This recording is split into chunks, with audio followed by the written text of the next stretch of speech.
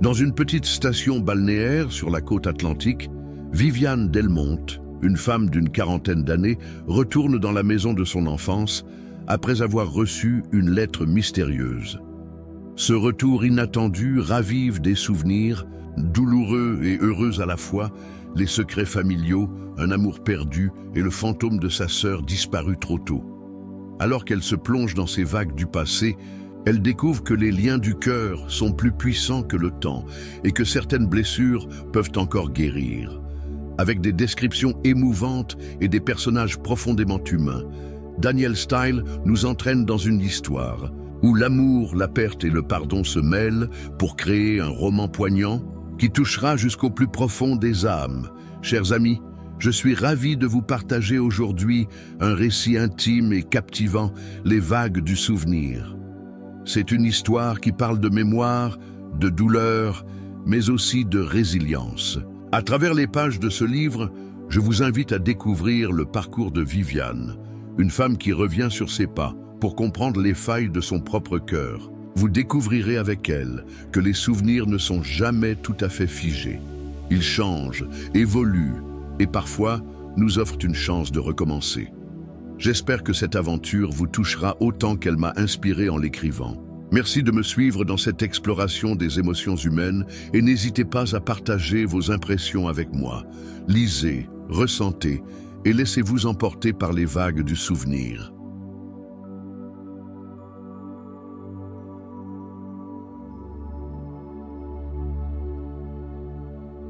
Chapitre 1.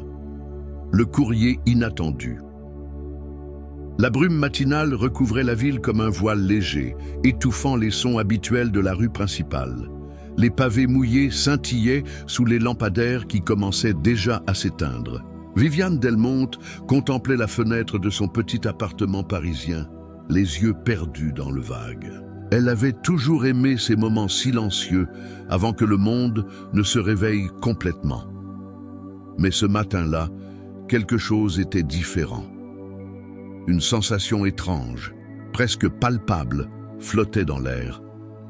Elle se dirigea vers la cuisine, préparant machinalement son café quotidien. La vapeur montait lentement de la cafetière, lui rappelant les longues heures passées à rêver devant une tasse semblable, il y a bien des années. Toutefois, ce rituel familier fut interrompu par un bruit sec contre la porte d'entrée. Un courrier venait d'arriver. Curieusement, le facteur ne passait jamais si tôt. Intriguée, Viviane alla chercher l'enveloppe. Elle était d'un blanc immaculé, sans aucune inscription, hormis son nom écrit à la main, dans une calligraphie élégante, mais ancienne. Quelque chose chez cette écriture lui fit frissonner.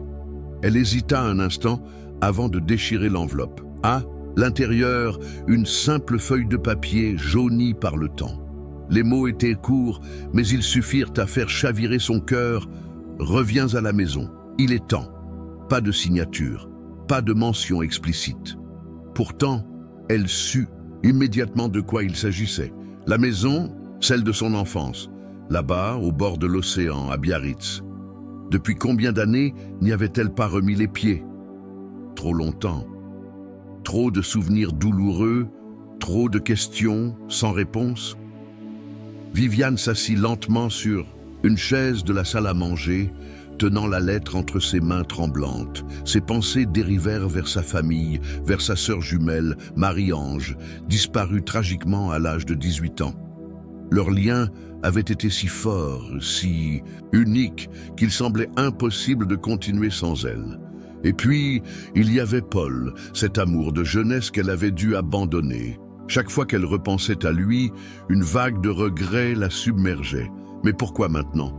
Pourquoi revenir après toutes ces années? Elle consulta son emploi du temps professionnel. En tant que directrice d'une galerie d'art renommée, elle ne pouvait simplement disparaître sans raison valable. Pourtant, cette lettre semblait contenir une urgence, une nécessité impérieuse. Finalement, après quelques heures d'hésitation, elle prit sa décision. Elle partirait. Pour Biarritz, dès le lendemain matin. Le voyage en train fut calme, presque méditatif. Le paysage changeait progressivement, laissant place à des champs verdoyants, puis à la mer bleutée qui brillait sous le soleil couchant. Lorsqu'elle arriva enfin à destination, Viviane ressentit un mélange de soulagement et de peur. La vieille maison familiale se dressait face à elle, imposante et majestueuse, comme si elle attendait son retour depuis des décennies. En franchissant le seuil, elle sentit immédiatement l'odeur familière du bois poli, du sel marin et des fleurs séchées. Rien n'avait vraiment changé ici. Tout était resté figé dans le temps, tel un sanctuaire à leurs souvenirs. Elle grimpa lentement les escaliers menant à sa chambre d'enfant, où chaque détail semblait raconter une histoire. Les photos de Marie-Ange, leurs rires insouciants, les promenades sur la plage, tout cela revenait à elle avec une clarté presque insoutenable. Cependant, alors qu'elle explorait les pièces, elle trouva une boîte cachée sous le lit de sa sœur. Intriguée, elle l'ouvrit. À l'intérieur, des lettres, des journaux intimes et une photo d'elle-même et Paul, prise peu avant leur séparation. Des souvenirs refoulés refirent surface, accompagnés de nouvelles interrogations. Que s'était-il vraiment passé entre eux? Pourquoi avaient-ils été séparés? Et surtout, qui avait envoyé cette lettre? Décidée à trouver des réponses, Viviane se promit de fouiller chaque recoin de cette maison, chaque secret enfoui dans les ombres du passé. Car quelque part, au milieu de ses souvenirs, se trouvait peut-être la clé pour apaiser son cœur meurtri.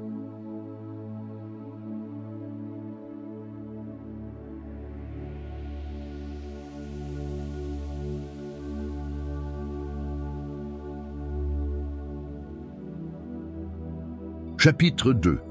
Les secrets de Marie-Ange. La nuit était tombée sur Biarritz, enveloppant la maison dans une obscurité douce et apaisante. Viviane s'était installée dans le salon, une lampe à pétrole allumée sur la table basse devant elle. La boîte, qu'elle avait découverte sous le lit de sa sœur, était posée sur ses genoux, les lettres et journaux intimes étalés autour d'elle. Elle avait toujours su que Marie-Ange tenait un journal, mais jamais elle n'avait osé les lire. Leur lien fraternel avait été si profond qu'elle avait toujours respecté l'intimité de sa jumelle. Mais ce soir-là, quelque chose avait changé. Cette lettre mystérieuse semblait avoir déclenché en elle une impulsion irrésistible de comprendre ce qui s'était passé avant leur séparation tragique. Avec des mains légèrement tremblantes, elle ouvrit le premier carnet, daté de plusieurs années auparavant. Les premières pages étaient pleines de notes légères, presque insouciantes. Marie-Ange parlait de leurs escapades sur la plage, des garçons qu'elles avaient croisés, de leurs rêves pour l'avenir. Mais au fil des pages, le ton changea subtilement. Des inquiétudes commencèrent à poindre, des interrogations sur leur mère, sur leur père absent, sur des événements qui semblaient échapper à leur contrôle. Aujourd'hui, maman est restée enfermée dans sa chambre toute la journée. Je ne sais pas pourquoi, mais je sens que quelque chose ne va pas. Viviane semble l'ignorer, comme si cela ne la touchait pas. Mais moi, ça me ronge. J'ai peur qu'un jour, tout s'effondre autour de nous. Viviane sentit son cœur se serrer en lisant ces mots. Elle se souvenait vaguement de cette période, mais elle avait toujours cru que c'était simplement une phase passagère, un moment difficile que leur famille traversait. Pourtant, Marie-Ange avait vu bien plus clair qu'elle ne l'avait imaginé. Elle continua de feuilleter les pages, découvrant avec horreur des révélations encore plus troublantes. Il y avait des allusions à un homme mystérieux, un visiteur, nocturne dont elle n'avait jamais parlé. Marie-Ange mentionnait également des disputes entre leurs parents, des cris entendus tard dans la nuit et même des menaces voilées contre leur sécurité. Je ne peux plus garder ça pour moi. Quelque chose de grave se trame ici. Viviane doit savoir. Mais comment lui dire sans la faire souffrir? Cette dernière phrase fit monter les larmes aux yeux de Viviane. Sa sœur avait porté ce fardeau seule, sans jamais chercher à l'impliquer directement. Pourquoi? Était-ce par amour pour elle, par peur de la blesser davantage? Ou peut-être y avait-il autre chose, quelque chose qui lui échappait encore? Elle prit une des lettres qui accompagnaient les journaux intimes. L'enveloppe était froissée, comme si elle avait été relue de nombreuses fois.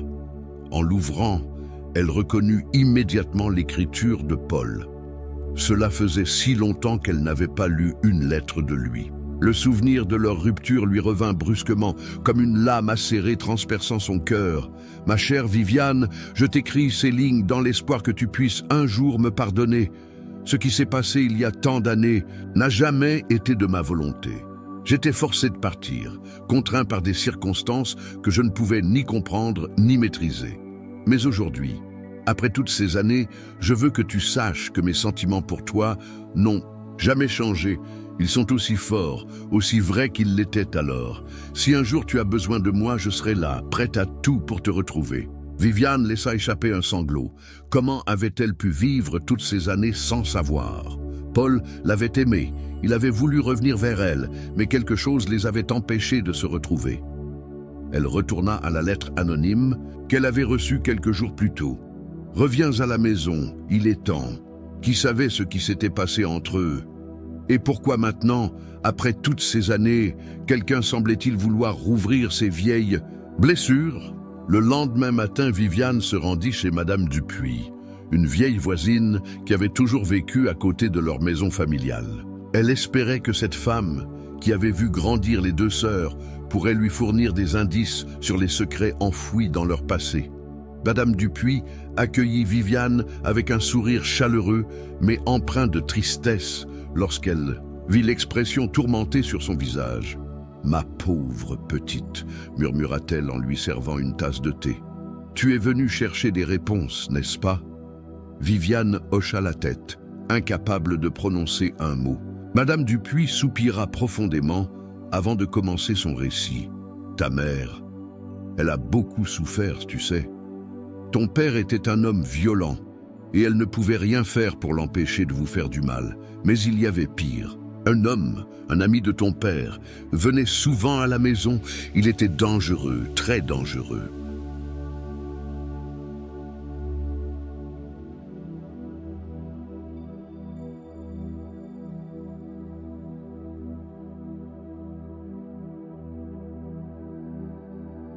Marie-Ange avait découvert quelque chose à propos de lui, quelque chose qui aurait pu mettre toute la famille en danger. C'est pour cela qu'elle a essayé de te protéger, en gardant tout pour elle. Viviane sentit son monde vaciller. Ainsi, Marie-Ange avait sacrifié son propre bonheur pour protéger sa sœur. Mais cela ne répondait toujours pas à la question principale. Qui avait envoyé cette lettre? Et pourquoi maintenant? Alors que Viviane rentrait chez elle, elle remarqua une ombre près de la fenêtre de la maison, une silhouette familière qui semblait l'observer depuis l'obscurité. Son cœur battit plus vite lorsqu'elle réalisa de qui il s'agissait. Paul. Il était là, après toutes ces années, attendant patiemment qu'elle soit prête à le voir. Viviane resta figée sur place, incapable de bouger, incapable de parler. Toutes les émotions qu'elle avait refoulées pendant si longtemps remontaient à la surface, menaçant de l'engloutir. Paul s'avança lentement vers elle, ses yeux remplis de regrets et d'espoir non formulés. « Viviane, » dit-il doucement, « je suis désolé, tellement désolé. Mais maintenant, nous avons une chance de tout recommencer, ensemble. »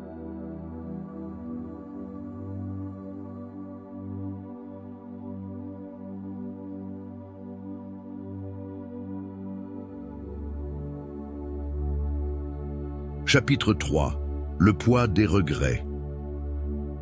Les jours suivants furent une tempête d'émotions contradictoires pour Viviane. D'un côté, la présence de Paul réveillait en elle des souvenirs d'une époque où tout semblait possible, où l'amour illuminait chaque instant. De l'autre, les révélations de Madame Dupuis pesaient lourdement sur son esprit, alimentant ses questions sur le rôle de Marie-Ange dans leur passé tumultueux. Paul et elle avaient passé de longues heures à discuter, à essayer de combler les lacunes de leur histoire interrompue. Il lui raconta comment il avait été contraint de quitter Biarritz, comment cet homme mystérieux, le complice de leur père, l'avait menacé s'il ne partait pas. Viviane ressentait un mélange de colère et de soulagement. Colère envers ceux qui avaient brisé leur bonheur. Soulagement de savoir que Paul n'avait jamais cessé de l'aimer. Mais malgré tout cela, une question persistait. Pourquoi revenir maintenant? Pourquoi cette lettre anonyme, ce rappel brutal de leur Passé commun. Viviane savait qu'elle devait creuser plus profondément pour trouver les réponses qu'elle cherchait. Un soir, alors que Paul dormait paisiblement à ses côtés, elle décida de retourner dans la maison familiale. La lumière de la lune projetait des ombres étranges sur les murs, accentuant l'atmosphère lugubre des lieux. Elle monta les escaliers jusqu'à la chambre de Marie-Ange, son cœur battant à tout rompre. Là, elle fouilla méthodiquement chaque recoin, chaque tiroir, espérant découvrir un indice supplémentaire. Et puis, elle trouva. Sous une latte de plancher mal fixée, cachée derrière un vieux tapis usé, se trouvait une autre lettre. Cette fois-ci, elle était signée. Et le nom écrit à la main la glaça jusqu'aux os. C'était celui de leur père. Si tu lis cette lettre, c'est que tout est perdu. Mais sache que je n'ai jamais voulu cela. J'ai été manipulé, piégé par des gens bien plus puissants. Eux que moi, Marie-Ange, elle a découvert la vérité et ils ont décidé de l'éliminer. Je suis désolé, ma fille. J'aurais voulu te protéger, toi aussi, mais il était déjà trop tard. Viviane lut et relut la lettre, incrédule. Son père avait joué un rôle dans la mort de Marie-Ange? Non, cela ne pouvait être vrai. Mais les mots étaient là, gravés sur le papier, indélébiles. Une vague de rage et de douleur la submergea, menaçant de l'emporter. Comment avait-elle pu vivre toutes ces années sans connaître la vérité, sans savoir que sa propre famille avait été détruite par des forces invisibles? Elle descendit précipitamment les escaliers, courant vers la sortie. Elle avait besoin de prendre l'air, de respirer. Le vent de la mer fouettait son visage, apportant une fraîcheur bienvenue dans la torpeur de ses pensées. Mais même face à l'immensité de l'océan, elle ne pouvait échapper à ses démons intérieurs. Soudain, une voix derrière elle la fit sursauter. Viviane! Elle se retourna pour découvrir une femme d'une soixantaine d'années, aux cheveux gris et aux traits marqués par le temps. Mais quelque chose dans son regard lui sembla familier. « Vous êtes... » commença Viviane, hésitante. « Oui !» répondit la femme avec un léger sourire. « Je suis ta tante Marguerite, la sœur de ton père. J'étais là, autrefois, mais j'ai dû fuir pour ma propre sécurité. Maintenant, je suis revenu pour te dire la vérité. » Marguerite conduisit Viviane jusqu'à une petite cabane isolée, située à quelques minutes de marche de la maison. Là, elle lui raconta une histoire encore plus sombre que celle qu'elle avait imaginée. « Ton père n'était pas seulement un homme violent, » expliqua-t-elle. Il appartenait à une organisation criminelle, impliquée dans des affaires bien plus graves que tu ne peux l'imaginer. Marie-Ange avait découvert leurs activités et elle voulait les dénoncer. Mais ils l'ont tué pour l'empêcher de parler. Ton père, il a tenté de la protéger, mais il était trop faible. Ils l'ont également éliminé quelques mois plus tard. Viviane sentit ses jambes flancher. Tout cela était trop pour elle. Sa famille avait été détruite par la violence, par la corruption, et elle n'avait rien vu venir. Elle avait vécu dans l'ignorance, aveuglée par sa propre douleur. « Mais pourquoi maintenant ?» demanda-t-elle d'une voix tremblante. « Pourquoi cette lettre? Pourquoi tout cela arrive-t-il maintenant ?» Marguerite la regarda droit dans les yeux. « Parce que le temps est venu de régler les comptes. Ces hommes, ceux qui ont tué Marie-Ange et ton père, ils sont encore là, ils continuent à nuire. Mais toi, Viviane, tu as le pouvoir de les arrêter. Tu dois être forte, pour toi, pour Marie-Ange, pour tous ceux qui ont souffert à cause d'eux. » Viviane sentit une détermination nouvelle naître en elle. Après toutes ces années de silence, de souffrance, elle allait enfin pouvoir rendre justice à sa sœur, à son père, à tous ceux qui avaient été sacrifiés sur l'autel de la cupidité et de la violence. Elle se releva, les yeux brillants de résolution.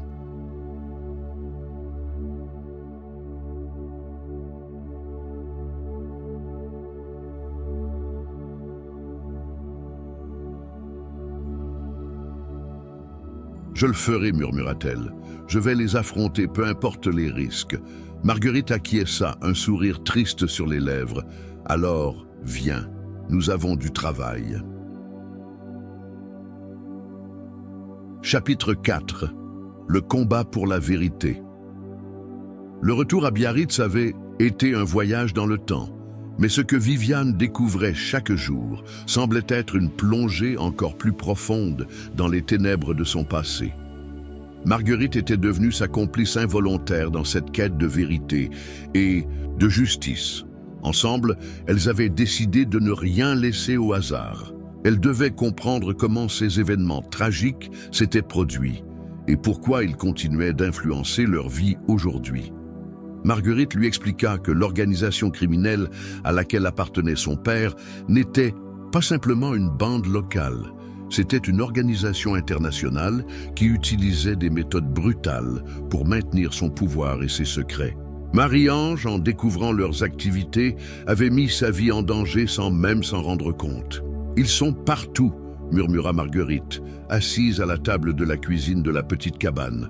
Les membres de cette organisation ont infiltré tous les niveaux du pouvoir, y compris ici, à Biarritz. Même après toutes ces années, ils continuent à manipuler les gens, à éliminer ceux qui posent trop de questions. Viviane se sentit submergée par l'ampleur de la tâche qui l'attendait. Comment pourrait-elle affronter une telle puissance? Mais elle savait aussi qu'elle n'avait pas le choix. Si elle voulait honorer la mémoire de Marie-Ange et de son père, elle devait aller jusqu'au bout. Elle commença par revoir les anciens amis de son père, cherchant des indices sur les personnes impliquées dans cette organisation. Certains étaient morts, d'autres avaient déménagé, mais quelques-uns acceptèrent de parler. Chaque entretien apportait un peu plus de lumière sur ce qui s'était passé. Un soir, alors qu'elle rentrait chez elle après une longue journée d'enquête, Paul l'attendait sur le seuil de la maison. Il avait remarqué son absence ces derniers jours et s'inquiétait pour elle. « Tu es allé voir qui ?» demanda-t-il doucement, en prenant sa main dans la sienne. « Qu'est-ce que tu fais, Viviane ?» Elle hésita un instant, puis décida de tout lui dire. Elle lui raconta les lettres, les révélations de Marguerite et son désir de faire justice pour Marie-Ange et son père. Paul l'écouta attentivement sans l'interrompre. Lorsqu'elle eut terminé, il la prit dans ses bras. « Je suis avec toi », dit-il simplement. « Peu importe ce que tu décides, je serai à tes côtés. » Ces mots lui donnèrent la force dont elle avait besoin. Avec Paul à ses côtés, elle se sentit capable de faire face à n'importe quel défi. Les jours suivants, Viviane et Marguerite continuèrent leur enquête. Elles rassemblèrent des preuves, recueillirent des témoignages et commencèrent à élaborer un plan pour exposer l'organisation. Mais elles savaient que cela ne serait pas facile. Ces hommes étaient dangereux et ils ne reculeraient devant rien pour protéger leurs secrets. Un matin, alors qu'elles étudiaient les documents accumulés, Marguerite trouva quelque chose d'intéressant. Un ancien dossier concernant une transaction financière suspecte entre l'organisation et une entreprise locale. Ce dossier contenait des noms, des dates, des montants, tout ce dont elles avaient besoin pour prouver l'innocence de celui que tout accusait.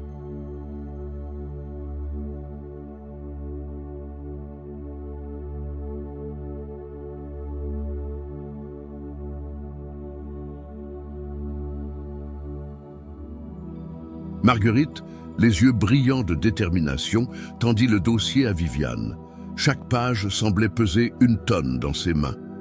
Les noms inscrits là étaient ceux des hommes qui avaient brisé leur famille, qui avaient tué Marie-Ange et éliminé son père sans remords. Ces gens-là avaient vécu tranquillement pendant toutes ces années, alors que sa sœur et son père gisaient sous terre, oubliés par le monde. « Regarde ça », murmura Marguerite, en pointant du doigt un nom en particulier. Cet homme, c'est lui qui a orchestré tout cela. Il était l'un des chefs de cette organisation. Si nous pouvons prouver qu'il est derrière ces transactions, nous aurons une chance de faire tomber toute la structure. Viviane sentit son cœur battre plus fort. Elle fixa le nom inscrit sur le papier, comme si elle espérait que ce simple acte suffirait à exorciser les fantômes du passé. Mais elle savait que ce serait bien plus compliqué que cela. Ces hommes ne céderaient pas facilement. Ils avaient trop à perdre. Elle se tourna vers Paul qui venait d'entrer dans la pièce, attiré par leur voix animée. Son visage reflétait une inquiétude sincère, mais aussi une détermination farouche. « Qu'est-ce que vous avez trouvé ?»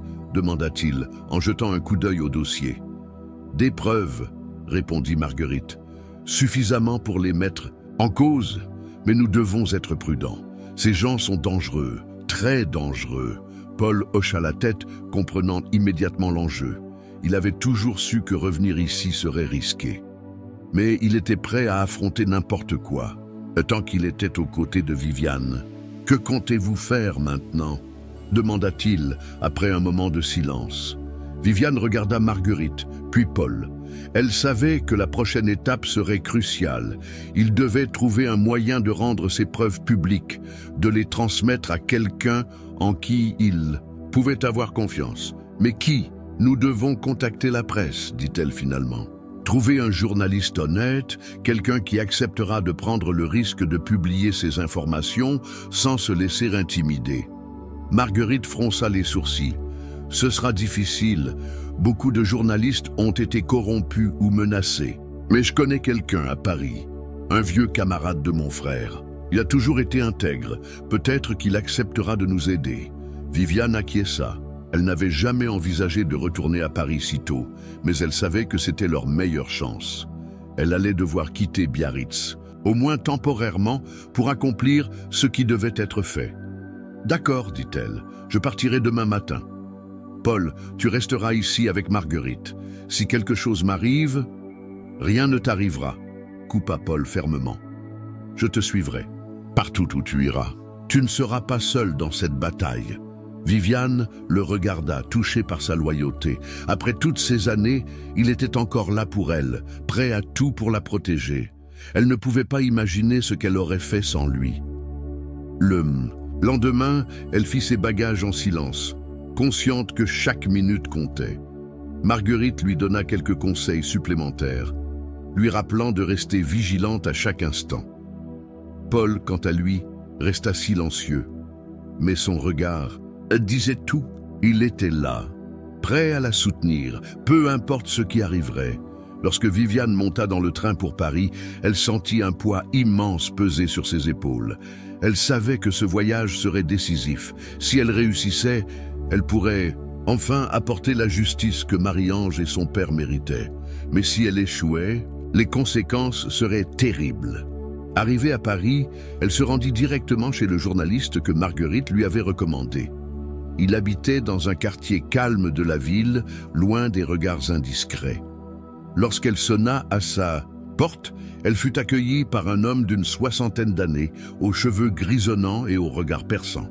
« Vous êtes Viviane Delmonte ?» demanda-t-il en la faisant entrer. « Oui », répondit-elle en lui tendant le dossier. « J'ai besoin de votre aide. Ces documents prouvent l'existence d'une organisation criminelle qui a tué ma sœur et mon père.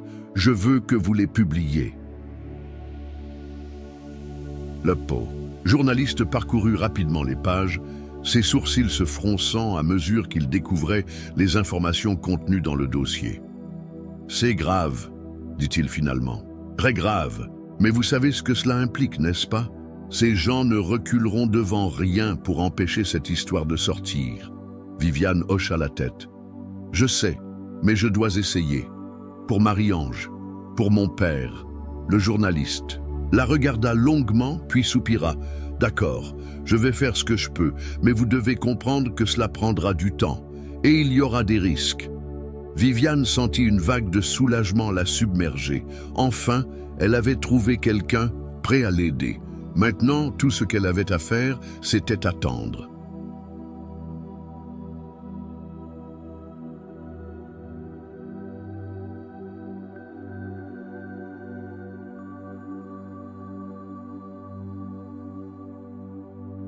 Les jours suivants furent une véritable torture pour elle. À chaque instant, elle craignait que quelque chose ne tourne mal, que l'organisation ne découvre ce qu'elle faisait. Elle passait ses journées à surveiller les nouvelles, espérant voir l'article paraître bientôt. Mais rien ne se produisait. Et puis, un soir, alors qu'elle rentrait chez elle après une longue journée d'attente, elle trouva une lettre glissée sous sa porte. Une lettre anonyme, écrite de la même main que celle qu'elle avait reçue à Biarritz. « Reviens à la maison, il est temps. » Cette fois-ci, elle sut immédiatement ce que cela signifiait. Ils savaient ce qu'elle faisait, et ils allaient venir pour elle. Chapitre 5, la révélation finale. Viviane resta figée devant la lettre, incapable de bouger. Ses pensées tourbillonnaient dans son esprit, cherchant désespérément une solution. Elle ne pouvait pas retourner à Biarritz. Pas maintenant, pas tant que le journaliste n'avait pas publié l'article. Mais elle savait aussi qu'elle ne pouvait pas rester ici. Il viendrait la chercher et elle ne pourrait pas leur échapper. Elle attrapa son téléphone et appela Paul. « Paul, ils savent !» dit-elle d'une voix tremblante. « Ils vont venir me chercher. Je ne peux pas retourner à Biarritz. Pas encore. »« Ne bouge pas, » répondit Paul immédiatement. « J'arrive. On va trouver une solution. » Quelques heures plus tard, Paul était à ses côtés. Ensemble, ils décidèrent de se rendre chez Marguerite. Elle serait leur seul espoir de trouver un refuge temporaire le temps que l'article soit publié. Mais lorsqu'ils arrivèrent à la petite cabane, ils trouvèrent la porte grande ouverte. À l'intérieur, tout était sans dessus-dessous. Marguerite avait disparu. Viviane sentit son cœur se serrer. Non seulement ils savaient ce qu'elle faisait, mais ils avaient également découvert Marguerite. C'était une catastrophe. « Que faisons-nous maintenant ?» demanda Paul en regardant autour de lui. Viviane ferma les yeux, essayant de se concentrer. Elle savait qu'elle n'avait plus beaucoup de temps. Si elle voulait sauver Marguerite et exposer l'organisation, elle devait agir rapidement. « Nous devons aller voir le journaliste, dit-elle finalement. S'il publie l'article maintenant, peut-être que cela suffira à les arrêter. » Ils se précipitèrent chez le journaliste, priant pour qu'il ait terminé son travail. Lorsqu'ils arrivèrent, ils le trouvèrent assis à son bureau, les traits tirés par la fatigue. « J'ai fini, dit-il simplement en leur tendant une copie de l'article. Il sera publié demain matin. » Viviane sentit une vague de soulagement la submerger. Enfin, après toutes ces années de douleur et de secret, la vérité allait être révélée au grand jour. Mais avant qu'ils puissent célébrer, un bruit violent retentit à la porte.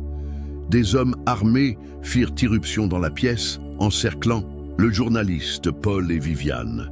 Leur chef, un homme à l'allure sinistre, s'avança vers eux. « Vous pensiez vraiment que vous pourriez nous échapper ?» demanda-t-il avec un sourire cruel. « Maintenant, vous allez payer pour vos erreurs. » Viviane sentit son cœur s'emballer. Ils étaient piégés. Il n'y avait plus aucune issue. Mais alors que l'homme levait son arme, un bruit assourdissant retentit à l'extérieur.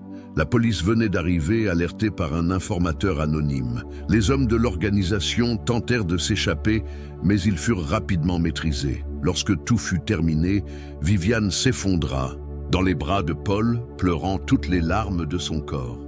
Enfin, après toutes ces années, la vérité était sortie. Marie-Ange et son père allaient enfin connaître la justice qu'ils méritaient. Plus tard, alors qu'elle rentrait chez elle, elle reçut un appel de Marguerite. Elle était vivante et elle allait bien. L'organisation avait été démantelée et tous les responsables étaient derrière les barreaux. « Merci », murmura Viviane en raccrochant le téléphone. « Merci pour tout. » Elle se tourna vers Paul, qui la regardait avec amour. « Nous avons réussi, dit-il doucement. Tout est fini maintenant. » Viviane hocha la tête, sentant enfin la paix descendre sur son cœur. Elle avait retrouvé la vérité, elle avait honoré la mémoire de ceux qu'elle avait perdus, et surtout, elle avait retrouvé l'amour. Ensemble, ils marchèrent jusqu'à la plage, contemplant l'immensité de l'océan. Les vagues continuaient de se briser contre le rivage, comme elles l'avaient toujours fait. Mais cette fois-ci, elle portait avec elle non seulement les souvenirs du passé, mais aussi l'espoir d'un avenir meilleur.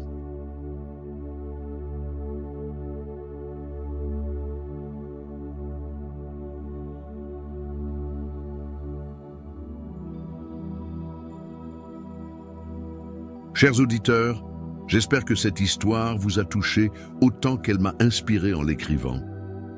Les vagues du souvenir est une exploration profonde des liens familiaux, de l'amour et du pardon.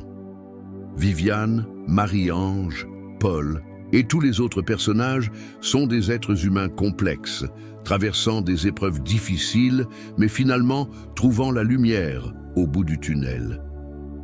Je vous invite à partager vos impressions sur cette histoire, à discuter des thèmes qu'elle aborde et à explorer ensemble les mystères de l'âme humaine. N'hésitez pas à commenter, à poser des questions et à continuer cette conversation passionnante. Merci de m'avoir accompagné dans cette aventure littéraire. Jusqu'à notre prochain rendez-vous, prenez soin de vous et laissez-vous emporter par les vagues du souvenir. À très bientôt.